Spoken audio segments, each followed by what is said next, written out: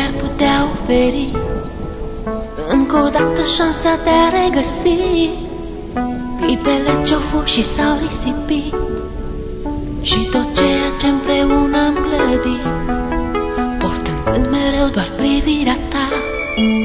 Realitatea nu o pot accepta. Ieri erai cu mine, azi nu mai ești. Ce s-au scris cândva au fost doar povești. Tu spuneai mereu trăiește-ți clipa, viața însă n-a putut ierta.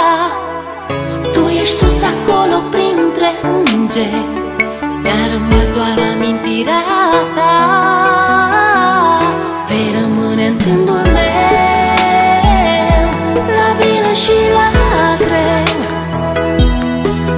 Iar tot ceea ce-am făcut împreună ne va lega mereu.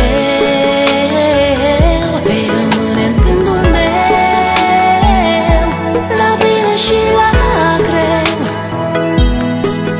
Iar tot ceea ce-am făcut împreună ne va lega mereu. Astăzi cerul parcă e înorat, totul în jurul meu îmi pare schimbat. Uneori viața e de neînțeles, ea nu iartă, iar tu nu ai de ales. Este ultimul tău drum, te-am pierdut, amintirea se așterne în trecut. Ieri erai un suflet nevinovat, astăzi îngerii din cer mi te-au luat.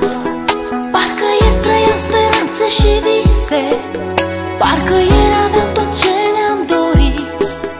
Tu spuneai că viața merge înainte, mă întreb oare chiar s-a sfârșit.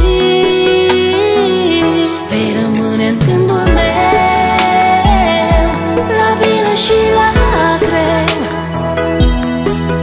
Iar tot ceea ce-am făcut împreună ne va lega mereu. Vei rămâne în gândul meu, la bine și la greu. Iar tot ceea ce-am făcut împreună ne va lega mereu. Știu că mă auzi. Este poate ultima oară când te privesc în ochi, ultima oară când îți văd chipul, ultima oară când îți vorbesc.